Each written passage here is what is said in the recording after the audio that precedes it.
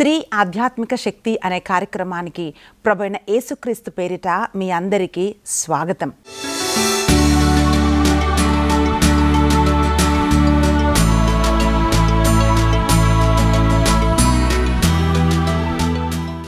ప్రియులారా, సౌందర్యం అనేది చాలా ముఖ్యమైపోయింది ఈ రోజుల్లో. అంటే ఒక మనిషి స్వభావం కంటే, క్యారెక్టర్ కంటే కూడా వాళ్ళు అందంగా ఉన్నారా లేదా అనే దానిపైనే మనుషులు ఎక్కువగా ఇంపార్టెన్స్ ఇస్తూ ఉన్నారు.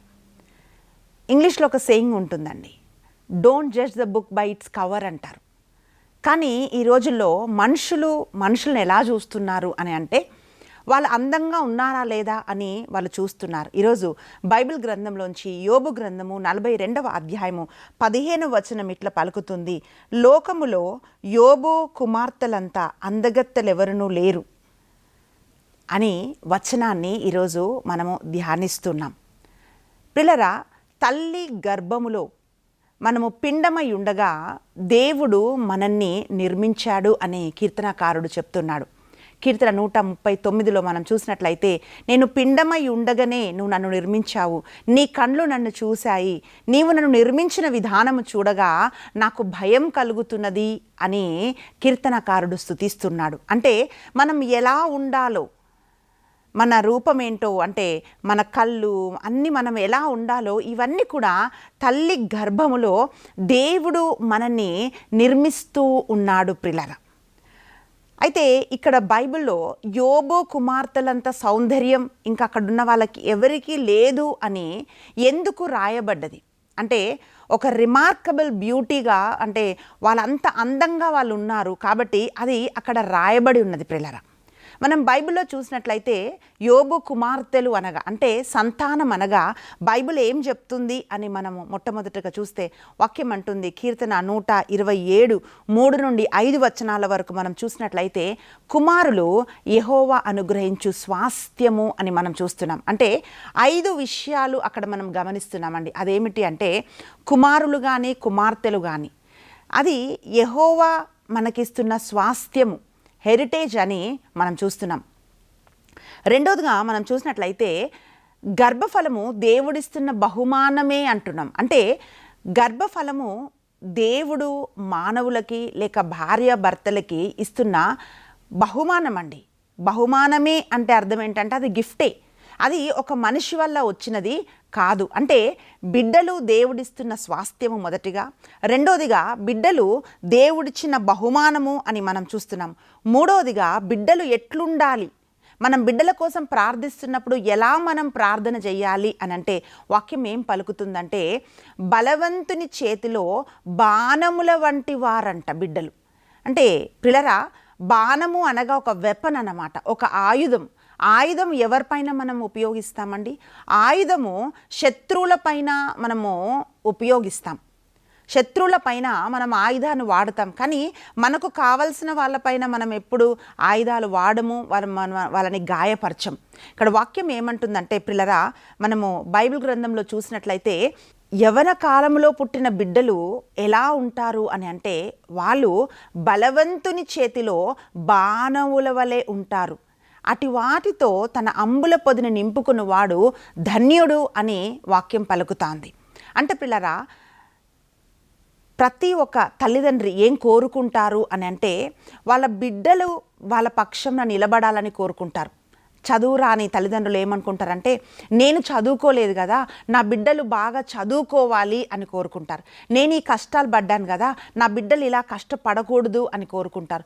ఒకరోజు ఒక తల్లి చెప్తుంది, అక్క, నా భర్త తాగుబోతూ రెస్పాన్సిబిలిటీ లేని ఒక వ్యక్తి, నేను చాలా కష్టపడ్డాను అక్క, కష్టపడి నా బిడ్డలని నేను చదివిస్తే ఇప్పుడు వాడు చెడు స్నేహాలలో వాడు తిరుగుతున్నాడు, అందరు అన్నారు నువ్వు ఎందుకు ఇంత కష్టపడి వాళ్ళని చదివించాలి, అవసరమా, వాళ్ళని కూడా పనికి పంపించవచ్చు కదా అని అంటూ ఉంటే, నేను వాళ్ళని పనికి పంపించలేదక్క, నేను కష్టపడ్డాను. ఎందుకంటే ఎవరైతే నన్ను చూసి నవ్వారో, ఎవరైతే నన్ను చూసి ఎగతాళి చేశారో, ఈమె జీవితం ఇట్లా అయిపోయిందని ఎవరెవరైతే అనుకున్నారో వాళ్ళందరి ముందు నా బిడ్డల్ని నేను నిలబెట్టాలనుకున్నాక, కానీ నా బిడ్డలు నా చేయి దాటిపోయారు, నా మాట వినటం లేదక్క, ప్రార్థించండి అక్క అని ఆ సహోదరి చెప్తూ ఆమె కంట తడిపెట్టిందండి. ఆమె ఏడుస్తుంది ప్రియులారా. అంటే ఆ తల్లి కోరిక ఏమిటి అంటే, నా శత్రువుల ముందు నా బిడ్డల్ని నేను నిలబెడితే అది నేను నిలబడ్డట్టే అని తల్లిదండ్రులు అనుకుంటారు. ఈరోజు ప్రియ యవ్వనస్తులారా, వాక్యం ఏమంటుందంటే దేవుడు కూడా ఏం కోరుకుంటున్నాడంటే యవ్వన ప్రాయంలో పుట్టిన కుమారులు, కుమార్తెలు, బిడ్డలు ఎలా ఉండాలి అంటే బలవంతుని చేతిలో బాణంలా ఉండాలంట. చూడండి, ఒక బలహీనుడైన వాడు ఆయుధాలు పట్టుకుంటే ఏం చేయగలుగుతాడండి? బలమున్న ఒక వ్యక్తి ఆయుధాలు పట్టుకున్నప్పుడు శత్రువుని ఓడించగలుగుతాడు. అయితే ఒక్కొక్క యవ్వనస్తుడు, ఒక్కొక్క యవ్వనస్తురాలు, ఒక్కొక్క దేవుని బిడ్డ ఎలా ఉండాలి అని అంటే ఒక బాణములాగా ఉండాలి అంట. ఆ శత్రువు మన విరోధి సైతాను ప్రియులారా. కొన్నిసార్లు మనం పడిపోతాము, మనము పడిపోవాలి అని చూసే వారి ముందు మన బిడ్డలు నిలబడాలని మనం కోరుకుంటాం. కనుక ఈ వచనం ఎత్తిపట్టి మనం ప్రార్థన చేయాలి. అంటే వాక్యం ఏం పలుకుతుందంటే సిగ్గుపడక గుమ్మములో తమ విరోధులతో వారు వాదింతురు అంటుంది. అంటే బిడ్డలు తల్లిదండ్రులకి గర్వకారణం కావాలి. నా బిడ్డలు అని తల్లిదండ్రులు చెప్పుకోగలగాలి. అది డబ్బుని బట్టి కాదు, వాళ్ళ హోదాని బట్టి కాదు, వాళ్ళకి ఏది ఉన్నదని కాదు. నా బిడ్డలు నన్ను ప్రేమిస్తారు, మంచి క్యారెక్టర్లో వాళ్ళు బిల్డ్ అయినప్పుడు తల్లిదండ్రులు చాలా సంతోషపడతారు. కానీ నేను వీళ్ళని ఎందుకు కన్నానా అని నా బిడ్డలు అని చెప్పుకోలేని ఒక పరిస్థితి. చాలామంది తల్లిదండ్రులు అంటే బిడ్డల గురించి చెప్పుకోవడానికి వాళ్ళకి ఏం ఉండదండి. మా బిడ్డలు బాగా చదువుతున్నారని చెప్పుకోవడానికి ఉండదు, వాళ్ళు మంచి ఉద్యోగం చేస్తున్నారని చెప్పుకోవడానికి ఉండదు. అంటే బిడ్డల గురించి చెప్పుకోవడానికి ఏం ఉండదండి. కాబట్టి వాళ్ళు సిగ్గుతో వాళ్ళందరూ వాళ్ళ పిల్లల కోసం చెప్తున్నప్పుడు వీళ్ళు ఏం చెప్పకుండా లోపల లోపల వాళ్ళు కన్నీరు కారుస్తూ ఉంటారు, వాళ్ళు ఏడుస్తూ ఉంటారు. అందుకే వాక్యం ఏం పలుకుతుందంటే సిగ్గుపడక గుమ్మములో తమ విరోధులతో వాదించేటట్లుగా, అంటే విరోధులని ఓడించే వాళ్ళలాగా బిడ్డలు ఉండాలి అని వాక్యం తెలియజేస్తూ ఉంది. ఈ 5 కార్యాలు మన బిడ్డల కోసం మనం ప్రార్థన చేయాలి. యవ్వనస్తులారా, ఈ 5 కార్యాల కోసం దేవుడు పిలిచాడు. మొదటిగా మీరేం గుర్తించాలంటే మీరే స్వాస్థ్యము. అంటే తల్లిదండ్రులకున్న ఆస్తి, తల్లిదండ్రులు నమ్ముకోదగ్గది. అంటే నేను ఇంత నమ్ముకున్నా, నా కొడుకుని నేను నమ్మా, నా కూతురుని నేను నమ్మా అంటారు తల్లిదండ్రులు. అంటే యవ్వనస్తులు ఏంటంటే తల్లిదండ్రులకున్న ఒక ప్రాపర్టీ అండి. వాళ్ళకున్న కోట్ల ఆస్తుల కంటే కూడా మీరు చాలా విలువైన వాళ్ళు ప్రియులారా. అందుకనే హెరిటేజ్ అంటున్నాం, స్వాస్థ్యము అంటున్నాం. బిడ్డలు తల్లిదండ్రులకు స్వాస్థ్యం అండి. రెండవదిగా బిడ్డలు ఒక బహుమానం, ఒక గిఫ్ట్. చాలామంది ఏమంటారు తెలుసా, నేను మీ ఇంట్లో ఎందుకు పుట్టాను, నేను వేరే వాళ్ళకి పుట్టుంటే బాగుండేది కదా, అక్కడ పుట్టుంటే బాగుండేది కదా అని వేరే వాళ్ళతో కంపేర్ చేసుకుంటుంటారు. కానీ ప్రియులారా, వాక్యం ఏం చెప్తుందంటే, ప్రియ యవనస్తుడా, వాక్యం ఏం పలుకుతుందంటే మీరు మీ తల్లిదండ్రులకి దేవుడిచ్చిన బహుమానం. మూడోదిగా మీరు ఒక ఆయుధంలాగా ఉండాలి అని బైబిల్ కోరుతా ఉంది. ఇటువంటి బిడ్డలు కలిగిన తల్లిదండ్రులు ధన్యులు. అట్టి వాటితో తన అంబుల పొదిని నింపుకొనువాడు ధన్యుడు, బ్లెస్డ్ అంటుంది వాక్యం. అంటే అటువంటి బిడ్డలు కలిగి ఉన్న తల్లిదండ్రులు ధన్యులు.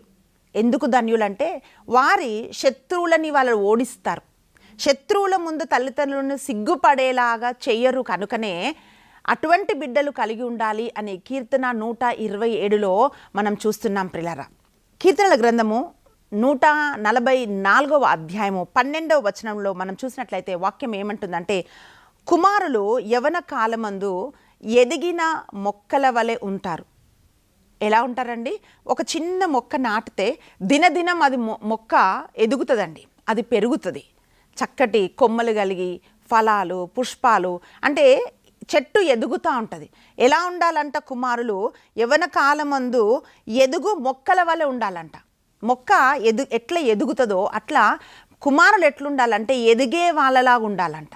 కుమార్తెలు ఎట్లుండాలని మనం చూస్తున్నామంటే, మా కుమార్తెలు నగరముకు చెక్కిన మూల కంబము వలె, మూల స్తంభముల వలె ఉందురు అని వాక్యము తెలియజేస్తూ ఉంది. ప్రియులారా, ఒక బిల్డింగ్ కట్టినప్పుడు ఆ బిల్డింగ్ నిలబడాలంటే, ఆ రూఫ్, ఆ పైకప్పు నిలబడాలంటే దానికి పిల్లర్స్ అవసరం, స్తంభాలు అవసరం.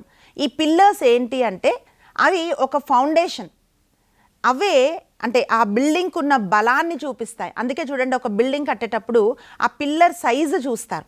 ఆ పిల్లర్ సైజుని బట్టి కడతారు. ఎందుకంటే ఎన్ని ఫ్లోర్స్ పైకి కట్టాలో అంత స్ట్రాంగ్గా ఫౌండేషన్ వేయాలి, అలాగే ఆ పిల్లర్స్ కూడా నిలబెట్టాలి. వాక్యం ఏమంటుందంటే కుమార్తెలు ఎటు ఉంటారంట, ఒక ఇంటికి కట్టిన స్తంభాలలాగా కాదండి. వాక్యం ఏం పలుకుతుందంటే నగరానికి మూల స్తంభం ఎట్లుంటుందో నగరానికి చెక్కిన మూల స్తంభం వలె కుమార్తెలు ఉండాలి. అంటే ఆ కుటుంబం నిలబడటానికి ఎలాగైతే ఒక రూఫ్ నిలబడుతుందో, ఎలాగైతే ఒక పైకప్పు నిలబడుతుందో ప్రిలరా, అలా కుమార్తెలు ఇంటికి దీవెనగా ఉండాలి అని వాక్యం పలుకుతా ఉంది. అయితే ఇవన్నీ మనం ఎందుకు చూస్తున్నామంటే యోబు కుమార్తెలు సౌందర్యం కలిగిన వాళ్ళు అని మనం చూస్తున్నాం. ప్రిలరా, ఈ యోబు కుమార్తెల గురించి మనము నెక్స్ట్ ఎపిసోడ్స్లో మనం ఒకటొకటిగా మనము ధ్యానిస్తున్నాం. అయితే ఈ సౌందర్యం అనేది ఇప్పుడు ఇదొక ఫ్యాషన్ అన్నమాట. ఎక్కడ చూసినా, ఉద్యోగాలకు వెళ్ళినా ఎక్కడ చూసినా కూడా అందం అందం అందమని మనుషులు పరిగెడుతున్నారు. ప్రిలరా, సౌందర్యం ఇచ్చింది దేవుడే. వాళ్ళు సౌందర్యంగా ఉన్నారు. ఆ దేశం అందంతటా వాళ్ళలాగా ఎవరు సౌందర్యంగా లేరు అని వాక్యంలో మనం చూస్తున్నాం. బట్ అదే వాక్యం ఏం చెప్తుంది అనంటే సౌందర్యము ముఖ్యమే కానీ ప్రిలరా, సౌందర్యమే సమస్తము కాదు. అందుకే సామెతల గ్రంథము 31వ అధ్యాయము 30వ వచనం ఏం చెప్తుందంటే వివేకము లేని స్త్రీ పంది ముక్కుకున్న బంగారు కమ్మ వంటిది అంట. అంటే ఒక పంది ముక్కు ఎలా ఉంటుంది ఎప్పుడన్నా మీరు గమనించారండి? అయితే పందే చూడ్డానికి అలా ఉంటుంది కదా, దాని ముక్కు ఇంకా మనం దాన్ని ఎక్స్ప్లెయిన్ కూడా చేయలేము ఎలా ఉంటుందో. అయితే ఆ ముక్కుకి బంగారు కమ్మ పెడితే ఏమైనా కనిపిస్తుందా అండి? అది వ్యర్థం, దానికి అసలు ముక్కే ఉండదు. అయితే ఒక స్త్రీకి వివేకం లేకపోతే ఆమెకున్న సౌందర్యం అంతా కూడా వ్యర్థము అని బైబిల్ చెప్తా ఉంది. ఇక్కడ వాళ్ళు సౌందర్యం కలిగిన వాళ్ళుగా కుమార్తెలు ఉన్నారు అని బైబిల్ చెప్తుందంటే ఆ సౌందర్యంతో పాటు వాళ్ళకి స్వభావం ఉందండి. ఆ సౌందర్యంతో పాటు యోబు కుమార్తెలకు క్యారెక్టర్ ఉంది కనుకనే పిల్లరా బైబిల్ గ్రంథమందు రాయబడి ఉంది. ప్రియబిడ్డ, అందుకే వాక్యం ఏమంటుందంటే నీవు అందంగా ఉంటే చాలా మంచిదే, కానీ ఆ అందము నేను ఎక్కడికి నడిపిస్తుందో చూడాలి. ఎందుకంటే ఈ అందము శాశ్వతము కాదు ప్రిలరా. వాక్యం అంటుంది, మొదటి పేతురు రాసిన లేఖ 3వ అధ్యాయము 3వ వచనంలో మనం చూసినట్లయితే వాక్యం ఏమంటుందంటే మొదటి పేతురు రాసిన లేఖ 3వ అధ్యాయము 3వ వచనం ఇట్లా పలుకుతుంది. వాక్యం తెలియజేస్తుంది, శిరోజములను అలంకరించుకొనుట, ఆభరణములను ధరించుకొనుట, దుస్తులు వేసుకొనుట అను బాహ్య సౌందర్యము కాక మీ సౌందర్యము అంతరంగికమైనదై ఉండవలెను, అది సౌమ్యమును సాధువును అగునట్లి ఆత్మ సౌందర్యము అదియే దేవుని దృష్టిలో అమూల్యమైనది అని మనం చూస్తున్నాం. పిల్లరా, జడలు అల్లుకోవటము, ఆభరణాలు ధరించుకోవటము, దుస్తులు వేసుకోవటము అనే ఎక్స్టర్నల్ బ్యూటీ పైన మీరు ఎక్కువ ఇంపార్టెన్స్ ఇవ్వకూడదు. అంటే వేసుకోవద్దు అని బైబిల్ చెప్పట్లేదండి, తగు మాత్రము మీరు ధరించుకోవచ్చు అని బైబిల్ చెప్తా ఉంది. కానీ ఈరోజు యూత్ ఎట్లయిపోయిందండి, ఫ్యాషన్ల మీదనే వాళ్ళ డబ్బులంతా ఖర్చు పెట్టేస్తున్నారు, ఫ్యాషన్ల మీదనే వాళ్ళ సమయం అంతా ఖర్చు పెట్టేస్తున్నారు, ఫ్యాషన్ల మీదనే వాళ్ళ ఫోకస్ అంతా వాళ్ళు పెట్టేస్తున్నారు. అంటే వాళ్ళ టైం వాళ్ళ కెరియర్ మీద ఫోకస్ చేయాల్సిన టైంని, లేక వాళ్ళ భవిష్యత్తు మీద ఫోకస్ చేయవలసిన టైంని, వాళ్ళ హెల్త్ మీద ఫోకస్ చేయాల్సిన టైంని పిల్లరా, అంటే హెల్త్ అంటే చాలామందికి ఏంటంటే బయటికి మంచిగా కనిపిస్తే చాలు అనుకుంటారు. కానీ ఈరోజు యువత ఆలోచించలేకపోతున్నది ఏంటి అంటే అందము ముఖ్యమే, కానీ ఆ అందంతో పాటు నీ ఆరోగ్యం కూడా ముఖ్యము అని ఆలోచించాలి. పిల్లరా, దానిపైన మనుషులు ఫోకస్ చేయలేకపోతున్నారు. అందుకే వాక్యం ఏమంటుందంటే మీ సౌందర్యము అంతరంగికమైనదై ఉండవలెను, అది సౌమ్యమును సాధువును అగునట్టి ఆత్మ సౌందర్యము అదియే దేవుని దృష్టికి అమూల్యమైనది అని మనం చూస్తున్నాం. ప్రియబిడ్డ, ఇది అక్షయ అలంకారము అని చెప్పబడుతుంది. కొన్ని వర్డ్స్ని, అంటే ఈ వచనాన్ని మనం జాగ్రత్తగా గమనిస్తే పిల్లరా, అక్కడ వాక్యం అంటుంది సౌమ్యమును సాధువును అగు అక్షయ ఆత్మ సౌందర్యము అని మనం చూస్తున్నాం.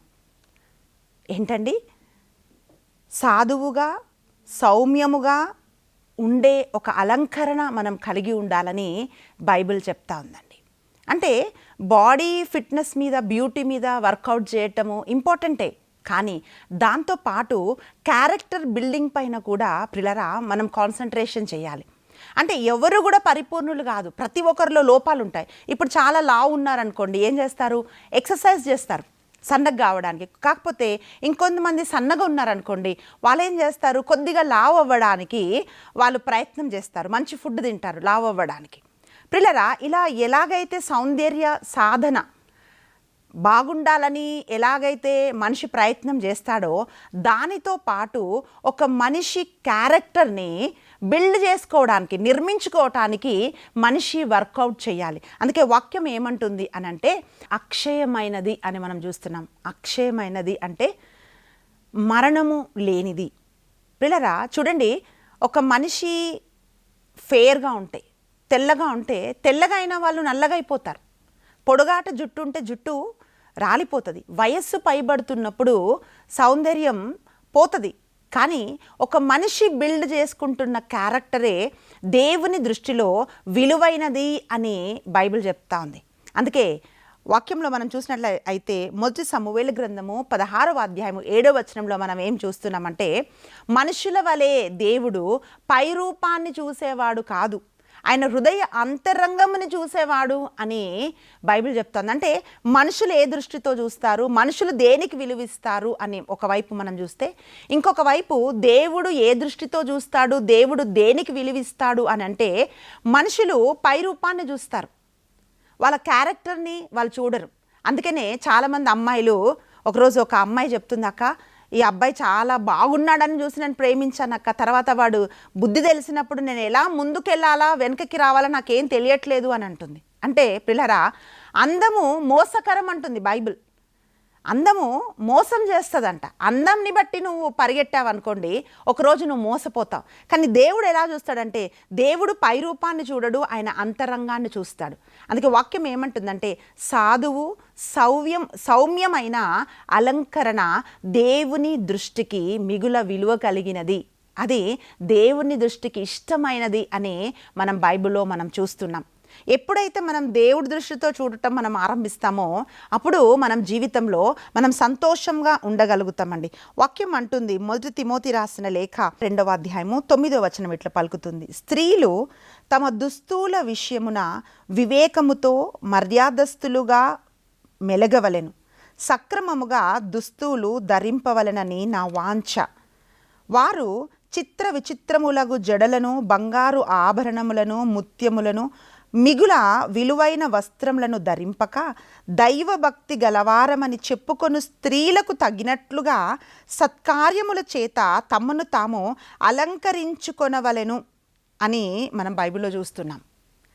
వాక్యం ఏమంటుందంటే ప్రియులారా, స్త్రీలు తమ దుస్తుల విషయంలో వివేకముగా మర్యాదస్తులుగా మెలగవలెను అని మనం చూస్తున్నాం. ఈరోజు ఎట్లయిపోయిందంటే, అందం అంటే ఎంత తక్కువ బట్టలు వేసుకుంటే అది అందము అనుకుంటున్నారు, ఎంత శరీరాన్ని చూపిస్తే అది అందము అని యువత అటువైపుకు పరిగెడుతుంది. ఇలా చెప్తే కూడా ఈ కమెంట్ కూడా చాలామందికి ఇష్టం లేదు. అంటే మేము ఏం డ్రెస్ వేసుకోవాలో అది వేరే వాళ్ళు నిర్ణయిస్తారా అని అంటుంటారండి. కానీ ప్రియులారా, ఈరోజు శరీరం చూపించుకోవటం సౌందర్యం కాదు. సౌందర్యం ఎక్కడ కనిపిస్తుందంటే మీ ప్రవర్తనలో సౌందర్యం కనిపిస్తుంది. అంటే మీరు వాక్యం అంటుంది, దైవభక్తి గల స్త్రీలని అనుసరిస్తూ వాళ్ళలాగా మీరు ఉండండి అని పౌలు గారు చెప్తున్నారండి. ఆయన అంటున్నాడు ఇక్కడ, ఎంత చక్కటి వచనం చూడండి. వాక్యం అంటుంది, దైవభక్తి గలవారమని చెప్పుకొని స్త్రీలకు తగినట్లుగా, మాకు దేవుని భక్తి ఉంది, మేము దేవునిలో ఉన్నాము, మేము విశ్వాసులము అని చెప్తుంటే దానికి తగినట్లుగా మీ వస్త్రధారణ ఉండాలి అంటుంది. వాక్యం ఏమంటుందంటే, స్త్రీలకు తగినట్లుగా సత్కార్యముల చేత తన్ను తాను అలంకరించుకోవాలంటుంది. అంటే మంచి పనుల చేత అలంకరించుకోవాలంట మనం. అంటే ఎలా మంచి మంచి బట్టలు వేసుకోవడానికి మనం ఇష్టపడతామో మంచిదే, మంచి బట్టలు వేసుకోవాలి. కానీ దాంతో పాటు ప్రియులారా, వాక్యం ఏమంటుందంటే, సత్కార్యముల చేత మిమ్మల్ని మీరు అలంకరించుకోవాలి అని బైబిల్ తెలియజేస్తూ ఉంది.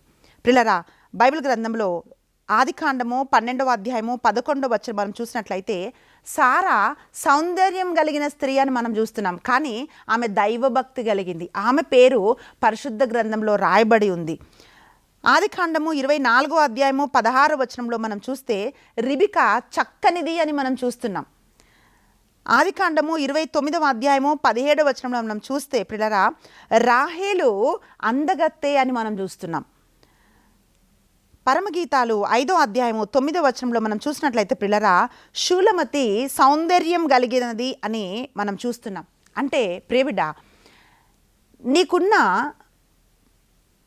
సౌందర్యంతో నీ పర్సనాలిటీని నువ్వు ఎలా నడిపించుకుంటావో అది నీ క్యారెక్టర్గా మారుతుంది. అంటే what you do with your personality will become your character. నువ్వు అందంగా ఉంటే చాలా మంచిదే, బట్ ప్రియబిడ్డ నువ్వు అందంగా లేకపోతే నేను అందంగా లేనని అనుకోవాల్సిన పని లేదు. వాక్యం ఏమంటుందంటే దేవుడు అది చూసేవాడు కాదు. దేవుడు ఏం చూస్తాడంటే నీ అంతరంగం దేవుడు చూస్తాడు. యోబు కుమార్తెలు సౌందర్యవతులు అని బైబిల్ రాశారు అంటే బైబిల్లో రాయబడి ఉంది. ఆ సాక్ష్యం ఇస్తున్నాడు పరిశుద్ధాత్మ దేవుడు అంటే దానికి అర్థం ఏమిటో తెలుసా? వాళ్ళు ఒక ఎక్స్టర్నల్ బ్యూటీతో పాటు క్యారెక్టర్ కూడా కలిగి ఉన్నవాళ్ళు అని మనం చూస్తున్నాం. ఈ రెండిట్లో బ్యాలెన్సింగ్ ఏంటో మనకు తెలియాలి ప్రియులారా. అందుకే వాక్యం ఏమంటుందంటే వివేకం లేని స్త్రీ పంది ముక్కుకున్న బంగారు కమ్మె వంటిది అని మనం చూస్తున్నాం. ప్రియుడ, సత్కార్యాల చేత మనని మనం అలంకరించుకోవాలి. యవ్వనస్తులారా, ఈరోజు దేవుడు ఎట్లాంటి పిలుపునిస్తున్నాడంటే మిమ్మల్ని నిర్మించింది అందంగా తయారు చేసింది దేవుడే. మీరు ఏ రూపంలో ఉన్నారో, ఏ రంగులో ఉన్నారో, ఏ ఎత్తులో ఉన్నారో దేవుడికి తెలుసు. ఎందుకంటే తల్లి గర్భంలో తల్లి ఎలా కావాలో అలా బిడ్డను చేసుకోలేదు, తండ్రి ఎలా కావాలో అలా బిడ్డను చేసుకోలేదు. తల్లి గర్భంలో ఉన్నప్పుడు ప్రియులారా ప్రతి ఒక్క వ్యక్తిని దేవుడు నిర్మిస్తాడు. అయితే దేవుడు నిర్మించిన ఒక వ్యక్తివని నువ్వు తెలుసుకున్నప్పుడు నువ్వు అప్పుడు ఆనందిస్తావు. నేను ఇలా ఉన్నానని నీలో లోపాలు నువ్వు చూడవు. వాక్యం ఏమంటుందంటే మన స్వభావాన్ని, మన క్యారెక్టర్ని బిల్డ్ చేసుకొని దేవుడికి ఇష్టమైన బిడ్డలుగా మనం జీవించటానికి మనము ప్రయత్నము చేయాలి. ఎలాగైతే ఎక్స్టర్నల్ బ్యూటీ పైన మనుషులు వర్కౌట్ చేస్తున్నారో, ఎలాగైతే అంటే ఎప్పుడు దాని వెనుక ఇప్పుడు కొంతమందికి ఇంకా అదే పని అన్నమాట, దానిపైనే ఉంటారు. ఎలాగైతే అదే మళ్ళీ చేస్తున్నారో ప్రియబిడ్డ, అలాగే మన స్వభావాన్ని మార్చుకోవటానికి దేవుడికి ఇష్టం లేనివి మనలోంచి తీసివేసి మన స్వభావాన్ని, మన ప్రవర్తనని సాధువుగా, సౌమ్యంగా, చక్కగా ఉండటానికి, మనము వాక్యానుసారంగా జీవించటానికి, దైవభక్తి విశ్వాసులము అన్నవారికి తగినట్టుగా జీవించటానికి మనం ఉండాలి అని చెప్పి వాక్యం పలుకుతోంది. మన కట్టుబొట్టు, మన ప్రవర్తన కూడా దేవుడికి తగినట్టుగా మనము ఉండాలి అని వాక్యము మనకు తెలియజేస్తోంది. ప్రియబిడ్డ, అప్పుడు దేవుడు కూడా చెప్తాడు, ఈ నా కుమార్తె సౌందర్యం కలిగింది, ఈ నా కుమారుడు సౌందర్యం కలిగిన వాడు అని దేవుడు మనని గురించి ఆయన సాక్ష్యం ఇవ్వగలుగుతాడు. కళ్ళు మూసుకుందాం, మనం ప్రార్థన చేద్దాం. ప్రియులారా, నీ సౌందర్యం ఎక్కడికి నడిపిస్తుంది?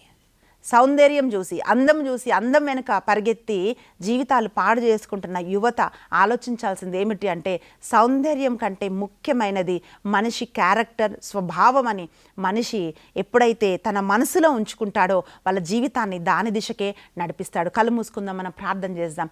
స్తోత్రం నాయన, పరిశుద్ధాత్ముడా నా తండ్రి, నీకు వందనాలు ప్రభా. అయ్యా, ఈ వాక్యం చూస్తున్న అనేక మందిని మీరు దర్శించమని అడుగుతున్నాను ప్రభా. ఎవరెవరైతే ప్రభా అయ్యా ఇదిగో పై రూపాన్ని చూసి మోసపోవాల్సిన ఒక స్థితిలో ఉంటున్నారో నాయన, లేక మోసపోయారో నా తండ్రి, నీకు స్తోత్రములు ప్రభా. అటు వారిని మీరు దర్శించమని నేను ప్రార్థిస్తున్నాను ప్రభా.